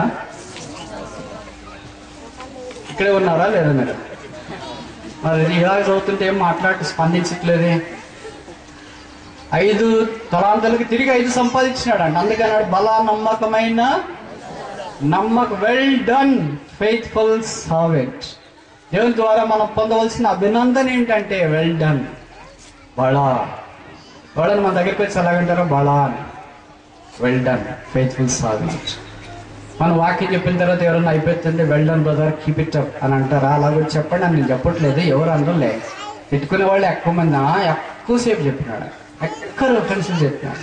ఏం వాక్యం రాదు, ఇంకా అదే తిరిగి అక్కడికి చెప్పాడు. ఏం చేస్తాం? ఆది కాడ నుండి ప్రకటన దాకా చదివించినాడు, ఇంకా అంతకంటే ఎక్కువ రాదుగా. ఇలాగ రకరకాల మమ్మల్ని గురించి తిట్టుకునే వాళ్ళు చాలా మంది అంటారు. ఎవరో ఒకరు ఇద్దరు దేవుడు వాక్యం ద్వారా మాట్లాడిన వారు, దేవుడు వాక్యం చేత ప్రేరేపించబడిన వాళ్ళు చాలా అర్థంగా ఉంటారు. కానీ ఎలాగైనా సరే మేము చెప్తూనే ఉంటాం, మీరు అనుకునేది అనుకుంటూ ఉంటాం. మరి ఇంకేం చేస్తాం అంతకంటే మేము? మీరు అనుకోవద్దండి అని చెప్పలేంగా, చెప్పినా కూడా ఇంకా ఎక్కువ అనుకుంటారుగా. అందుకని మీరు అనుకోండి, మీకు స్వేచ్ఛ ఉంది, మీరు కూడా అనుకోవచ్చు. మాకు కూడా స్వేచ్ఛ ఉంది చెప్పడానికి, మేము కూడా చెప్పవచ్చు. అంతేనా? దేవుని యొక్క వాక్యము ఈ దినాల్లో మనకు బోధించే అవకాశం దేవుడిచ్చినప్పుడు, ఒక పరిచయం జరిగించిన తర్వాత బడా నమ్మకమైన మంచి సహోదరుడా, మంచి సహోదరి అనే దేవుని ద్వారా అభినందన. మనుషులైతే రకరకాలుగా చెప్తారని వెళ్ళి బ్రదర్ ఏమి చెప్పినారు బ్రదర్ వాక్యము అని మాతో అంటారు. పక్కన వెళ్ళి ఊరికి పిలిచిన waste, time waste, next year వేరే వాళ్ళు. అదేంటి బ్రదర్ ఆయన దగ్గరికి వెళ్ళి అట్లా చెప్పాలి బ్రదర్, గుంటూరు జిల్లా లేకపోతే ఉండలేదు. అక్కడదక్కడ ఇక్కడెక్కడే. అది క్రైస్తవులకు చెల్లదు. నువ్వు అవునంటే అవును, కాదంటే కాదు. ఒకవేళ ఏదైనా కరెక్షన్స్ ఉంటే బాగాలేకుండా నేరుగా వచ్చి చెప్పొచ్చు, లేదని అనుకుంటే నీ దగ్గర నువ్వు ఉండొచ్చు. కానీ మా దాకా వచ్చి అబ్బాయి ఏమి దేవదూత బ్రదర్ నువ్వు అని బయటకు వెళ్ళిన తర్వాత వెనక చూసి అమ్మాయి దయ్యం మన దగ్గరికి వచ్చి నాకు తెలియకపోవచ్చు, చుట్టుపక్కల తెలియకపోవచ్చు, దేవుడికి తెలుసుగా. దేవుడు ఇవన్నీ మన పరిచయం మనం చూసి మనం వాడుకోవాలంటే దీన్ని బట్టి ఈ దినాల్లో మనలో చాలా మందిని వాడుకోకుండా ఉండటానికి కారణం ఏంటంటే 2 నాలుకలు. ఒక వ్యక్తికి మనం ఫోన్ చేసి చెప్తామన్నా మీటింగ్ తప్పక వస్తానన్నా. ఇది మీరు అమాయకులు ఎవరో మీలాంటి వాళ్ళు ఏం చేస్తారని నమ్ముతారు. తప్పక వస్తానంటే ఏమని అర్థం?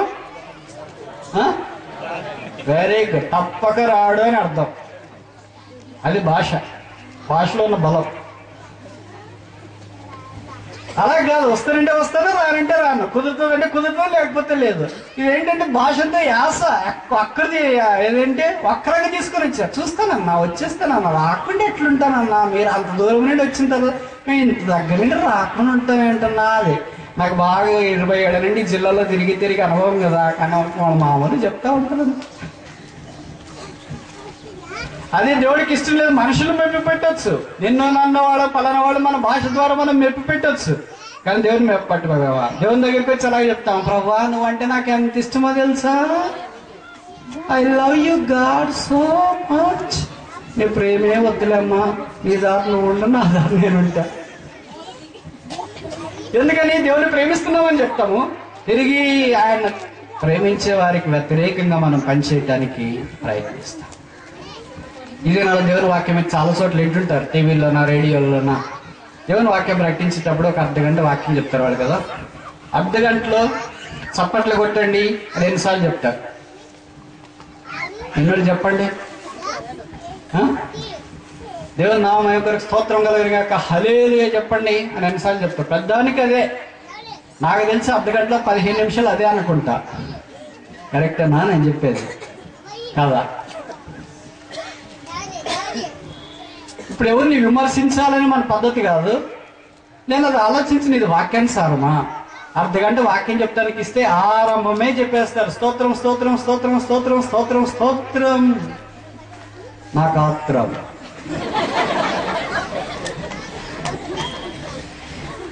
వాక్యం చెప్పేటప్పుడు ఎట్లా ఏదో ఒక మాట చెప్పిన వెంటనే అందరూ చప్పట్లు కొడతారు. ప్రభుకి చప్పట్లు కొట్టి ఏం చెప్పండి, హల్లెలూయా చెప్పండి, స్తోత్రం చెప్పండి, ఘనం చెప్పండి, ఇవన్నీ చెప్తుంటారు. ఇవన్నీ బైబిల్ ఎక్కడైనా ఉన్నాయా అని నేను చూస్తే పాత నిబంధన నుండి కొత్త నిబంధన దాకా భక్తులు చెప్పిన వాక్యాలు పాత నిబంధనలు అన్న. సరే, ఇప్పుడు కొత్త నిబంధనలోకి వచ్చినామా?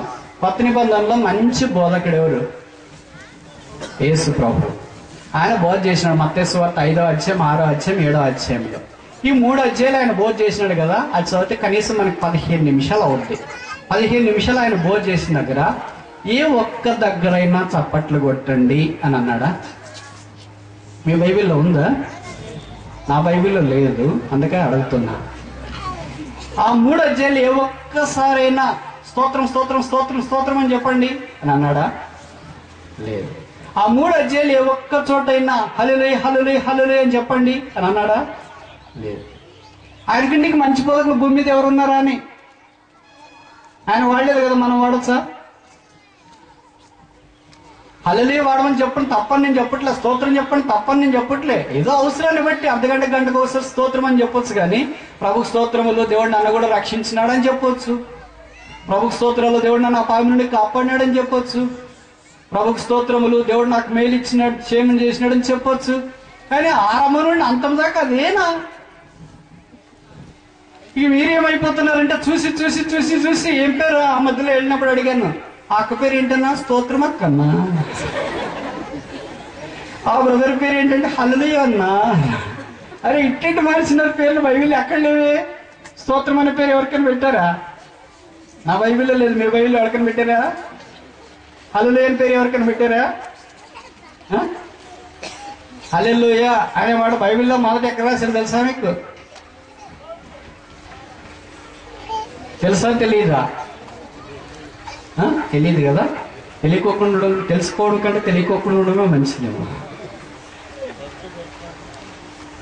ప్రకటన గ్రంథం 19వ అధ్యాయంలో మనం చూస్తాం. మొదటి ఇప్పుడు నేను చెప్పను, కానీ మీరు గుర్తుపెట్టుకోండి. ఎవరైనా మాట్లాడేవాళ్ళు కూడా మీరు చెప్పండి. తర్వాత మంచి బోధకు కొత్త నిబంధనలు ఎవరంటే పేతురు. ఆయన అపోస్తలుల కార్యాలు 2వ అధ్యాయంలో ప్రసంగించినాడు. 3,000 మంది రక్షించబడ్డాడు. ఆ 3,000 మంది రక్షించబడిన ఆ ప్రసంగంలో 5 నిమిషాలు 10 నిమిషాల ప్రసంగంలో ఎక్కడైనా హల్లెలూయా చెప్పాడా? ఎక్కడైనా చప్పట్లు కొట్టండి అని చెప్పాడా? ఎక్కడైనా గట్టి కేకలేసి దేవుని మయంపరచండి అని చెప్పాడా? చెప్పడా లేదా? లేదు. మరి యేసు ప్రభు కంటే గొప్ప బోధకులు మనము, పేదరి కంటే గొప్ప బోధకులు మనము. సరే, అపోస్తలుడైన పౌలు దగ్గర స్టెఫెన్ దగ్గరికి వస్తాం. స్టెఫెన్ మంచి డీకెన్, ఆయన కూడా మంచి ప్రసంగం చేసేవాడు. అపోస్తలుల కార్యాలు 7వ అధ్యాయంలో ఆయన ప్రసంగం రాయబడింది. ఒక రాయబడిన ప్రసంగం. ఎక్కడ ఆ ప్రసంగం అంతట్లో ఎక్కడైనా స్తోత్రం చెప్పండి అని అన్నాడా? చప్పట్లు కొట్టండి అని అన్నాడా? జయం జయం జయం జయం జయం జయం అన్నాడా? అన్నాడా లేదా? సామాన్యంగా చెప్పేశాడు. తర్వాత పౌలు దగ్గరికి వస్తాం. 13వ అధ్యాయం అపోస్తలుల కార్యాల్లో పౌలు చెప్పబడిన ప్రసంగంలో రాయబడిన మొదటి ప్రసంగం. 20వ అధ్యాయం అపోస్తలుల కార్యాల్లో పౌలు చెప్పిన ప్రసంగాల్లో రాయబడిన ప్రసంగం. ఆ ప్రసంగాలన్నీ మనం చూస్తున్నప్పుడు ఎక్కడ ఈ మాట లేదు. ప్రస్తుతం టీవీలోనో రేడియోలోనో వచ్చే ఈ వాక్యాలు, ఈ స్తోత్రం స్తోత్రం, స్టార్టింగే స్తోత్రము, మధ్యలోనో స్తోత్రము, చివరిన స్తోత్రము, దాని పేరే స్తోత్రము. ఇంకా స్తోత్రం అనే ఛానల్ వస్తుందేమో కొన్ని రోజులకి, ఇంకొన్ని రోజులకి హల్లెలూయా అనే ఛానల్ అనేది వస్తుందేమో. వాడికి ఏం విలువ లేకుండా అయిపోయింది. స్తోత్రానికి హల్లెలూయాకి చేయమని చెప్పండి, చప్పట్లు కొట్టండి, మనమే చప్పట్లు కొట్టండి. మీలో కొంతమందికి తెలుసు అనుకుంటా, తెలుగు కవిత్వాలు అవి జరిగే దగ్గర వాళ్ళకి ఏంటంటే కళాకారులకు ఏంటి మంచివారికి బొబ్బెట్లు ఇష్టమంట, కళాకారులకు చప్పట్లు ఇష్టమంట. అందుకే చప్పట్లు కొట్టండి అంటే అర్థం ఎవరంటే వీళ్ళు ఎవరు? కళాకారులు. ఇవన్నీ వాక్యాలు చూస్తే అక్కడ ఇలాగ అనిపించట్లేదు. కనుక నాకు తెలిసి కొత్త నిబంధన ప్రకారము నాకున్న అవగాహన బట్టి ఈ అర్ధగంట వాక్య పరిచయలోన భవిష్య ఇవన్నీ కొత్త నిబంధన ప్రకారం కాదేమో. ఇప్పుడు దేవుడు మనకిచ్చిన 5 తలాంతులు దేవుడి కొరకు వినియోగించుకొని బడా నమ్మకమైన మంచి దాస. ఇప్పుడు 2 తలాంతులు తీసుకున్న వాళ్ళు అవి కూడా వ్యాపారం వల్ల వినియోగించి బడా నమ్మకమైన మంచి దాస. 1 తలాంతు తీసుకున్నవాడు ఆయన కూడా ఉన్నాడుగా, అక్కడికి వెళ్తాడు ఉండకుండా. అందుకని యేసు ప్రభు వచ్చినప్పుడు ఆయన కూడా ఇచ్చినారు ఆయన కూడా. ఆయన ఇచ్చినాడు. వచ్చిన వెంటనే ఏమన్నాడు? నీవు విత్తని చోట కొయ్యవాడు, నీవు బహుకఠినోడు అని నాకు తెలుసు. అందుకే నేను ఇచ్చిన తలాన్ని తీసుకొని భూమిలో బాగా తవ్వేసి బాగా పాత పెట్టేశా. ఇప్పుడు నువ్వు వస్తున్నావని తీసుకొని నీ దగ్గరికి వచ్చిన, ఇదిగో నీవు ఇచ్చిన. యేసు ప్రభు ఏమన్నాడు? చాలా మంచి ఆయన, మంచి పని చేసేసావు. ఎక్కడ తవ్వేసావో చెప్పవా? అక్కడ మంత్రం కడదాం అని అన్నాడా? ఏమన్నాడు? సోమరివైన. అలాగే దేవుని మందిరంలో ఇంట్లో ఎలాంటి వాళ్ళు ఉంటారంటే రెండు రకాల, మంచి దాసుడు ఉంటాడు, చెడ్డ దాసుడు ఉంటాడు. బళ అనిపించుకునే దాసుడు ఉంటాడు, సోమరినగలు ఉంటారు కదా. కొంతమంది ఉదయం పిల్లలు లేచిన వెంటనే ఎంత చలాకీగా పనిచేస్తారో, ఇంట్లో పని, బయట పని, కాలేజ్ పని, స్కూల్ పని, అన్ని పనులన్నీ వాళ్ళకి పని తక్కువ వస్తుంది. అలాంటి వాళ్ళు చూస్తే అబ్బాయి ఎంత చలాకుంది ఈ అమ్మాయి, ఎవరు చేసుకుంటుంది, ఎవరు చేసుకుంటారో కానీ అదృష్టవంతుడు భూమి మీద పల్నాడులో అని అనుకుంటారు. కొంతమందిని చూసినప్పుడు లేడమే ఉదయకాలం పడక మీద 9 గంటలకు లేస్తుంది, 10 గంటలకు టిఫిన్ చేస్తుంది, 12 గంటలకి పుస్తకాలన్నీ సర్దుకుంటుంది, 1 గంటకి కాలేజీకి వెళదామని బయలుదేరుతుంది, 4 గంటలకు భోజనం చేస్తుంది, 9 గంటలకు తిరిగి ఇంటికి వస్తుంది, 10 గంటలకు ఫ్యామిలీ ప్రేయర్ ఉంటుంది, 12 గంటలకు పడుకుంటుంది. ఎంత దురదృష్టవంతుడు ఉన్నాడో పల్నాడులో. కానీ ఎవరు చేసుకుంటారో ఈ అమ్మాయిని. కానీ నమ్ము దురదృష్టవంతుడు ఈ ఊర్లోనే రీజన్లోనే లేడు అనుకుంటా. ఎందుకని సోమరితనం ఉంటే దేవుడు వాడుకోడు. పరమజ్ఞాని 6000 సంవత్సరాల మానవ చరిత్రలో మహాజ్ఞాని, పేరు సొలొమోను. సామెతలు 6:6లో రాశాడు, సోమరి ఎక్కడికి వెళ్ళు, సింహం దగ్గరికి వెళ్ళమని చెప్పలే, ఏనుగు దగ్గరికి వెళ్ళమని చెప్పలే, పల్నాడు దగ్గరికి వెళ్ళమని చెప్పలే, ఒంటెల దగ్గరికి వెళ్ళమని చెప్పలే, గాడిదల దగ్గరికి వెళ్ళమని చెప్పలే. ఎందుకంటే అక్కడ దాకా వెళ్తే మనకు కొద్దిగా గరత ఉంటుంది. అక్కడికి వెళ్ళామంటే సింహం అబ్బా సింహం చూడటానికి వెళ్ళారా, అక్కడికి వెళ్ళామంటే గార్డెన్ చూడటానికి వెళ్ళారా, అక్కడికి వెళ్ళా గుర్రం చూడటానికి వెళ్ళారా, ఏదో ఘనత ఉంటుంది. అక్కడికి వెళ్ళమని చెప్పలే, ఎందుకంటే ఈ సోమవారం ఆ ఘనతకు కూడా నోచుకోకూడదు. అందుకే అక్కడికి వెళ్ళమని చెప్పాడంటే చీమల దగ్గరికి వాళ్ళని పిలవడానికి. ఎక్కడికి వెళ్ళారా, చీమలు చూడటానికి వెళ్ళాను. అచ్చా నువ్వే ఒక చీమ, మళ్ళీ చీమలు చూడటానికి ఎందుకు వెళ్ళారా. సోమరి చీమల యుద్ధకు. కనుక సోమరులు దేవుని మందిరావరణంలో, దేవుని కార్యక్రమాల్లో, వ్యక్తిగత కుటుంబ ఇంట్లో దేవుని చేత బడా నమ్మకమైన మంచి దాసుడని అనిపించుకోలేరు. వాళ్ళు అలాగే సోమరితనంలో ఉంటారు. అంటే ఎక్కువ పడుకోవడం సోమరితనం అని చెప్పను, ఎక్కువ తినడం సోమరితనం అని నేను చెప్పను. ఈ 4 పోతులు, బైబిల్ 5 పోతులు ఉన్నాయి మీకు తెలుసుగా. మొదటి పోత ఏంటి, సోమరిపోతు. 2వ పోత ఏంటి, నిద్రపోతు. 3వ పోత ఏంటి, తిట్టుపోతు. 4వ పోత ఏంటి, త్రాగుబోతు. 5వ పోత ఏంటి,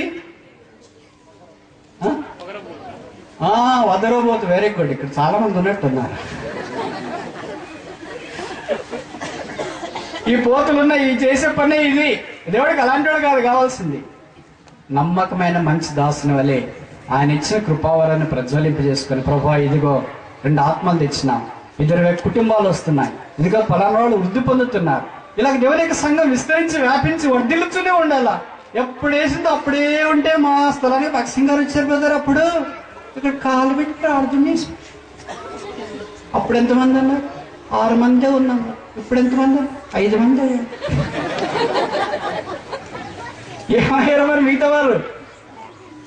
మరి ఆయన వచ్చి కాలు పెట్టిపోయి ప్రార్థన చేశాడు కదా, మనం పని చేసుకోవాలిగా. వాళ్ళు వచ్చి దైవజనులు మన దగ్గరికి వచ్చినారు, ప్రార్థన చేసినారు, మనం పని చేసుకోకుండా ఉంటే ఏం లాభం? మనం పని చేసుకుంటూనే ఉండాలా.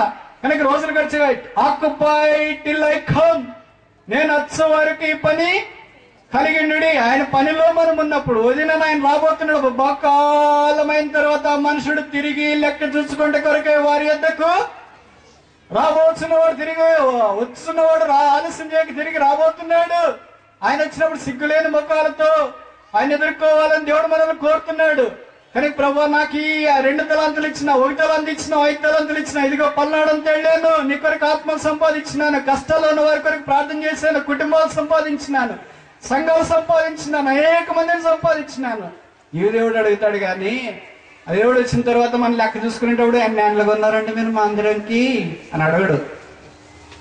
కొనడం తప్పని నేను చెప్పట్లేదు, డబ్బులు ఉన్నాడు కొనండి, బ్యాంకులో ఉండడం ఎందుకు, అట్లన్నా ఉపయోగపడతాయి.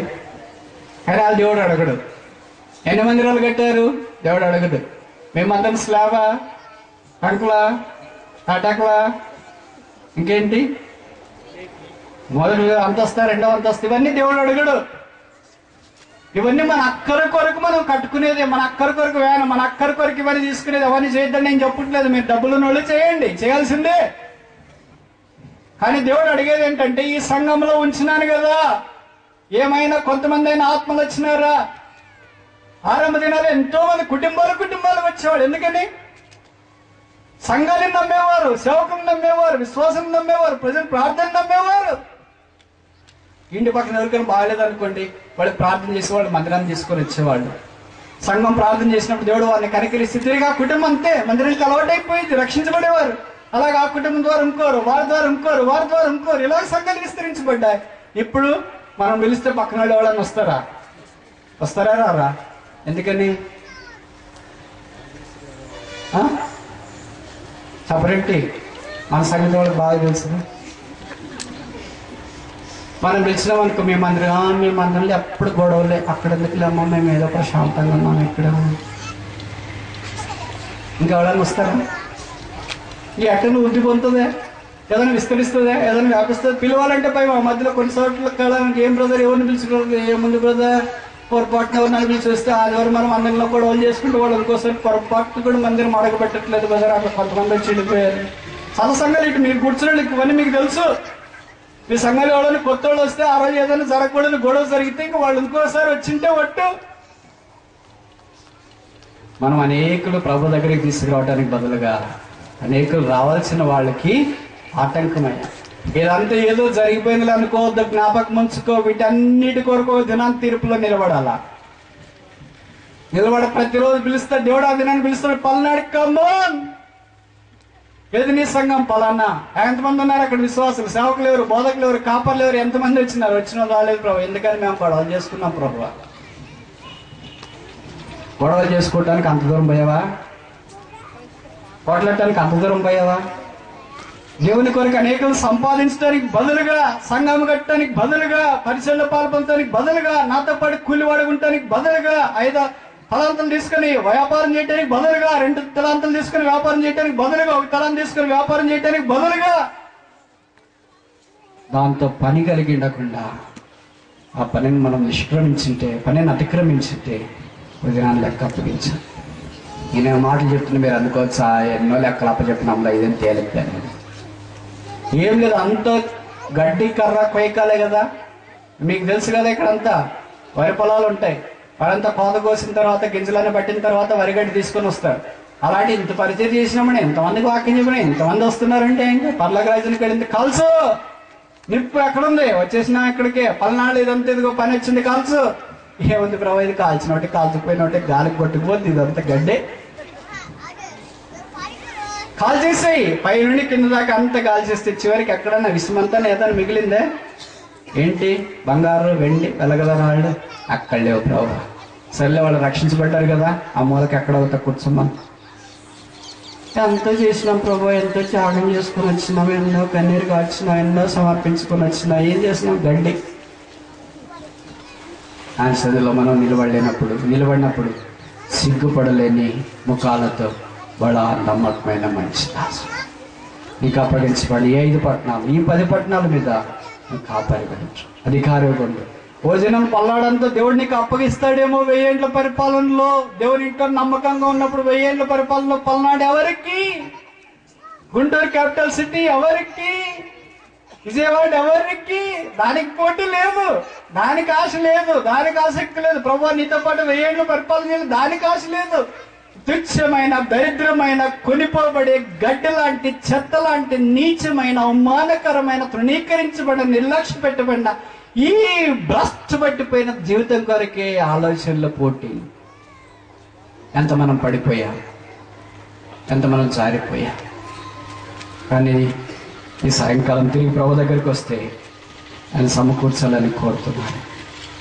ప్రభు, నీ ఇంట్లో నమ్మకస్తుడిగా ఉండేవాని కొరకు నువ్వు వెతుకుతున్నావు. మోసగాడు నీ ఇంట ఉండరాదని నీ వాక్యంలో రాసినారు. నా చుట్టూ చాలా రకరకాలైన ప్రతికూల పరిస్థితులు ఉన్నాయి. నాకు ఇవ్వన్న సంఘములో, నేనున్న సంఘములో, నేను వెళ్తున్న సంఘములో నీ కొరకు నేను నమ్మకమైన వాడిగా ఉంచా. నువ్వు నా దగ్గరకు వచ్చి భుజం మీద చేసి బడా నమ్మకమైన మంచి దాసుగా నేను నీతో అభినందించబడాలని కోరుతున్నాను. కానీ అలాగే చేయడం నా చేత కాదు, నువ్వు నాకు సహాయం చేయవా? ప్రార్థన.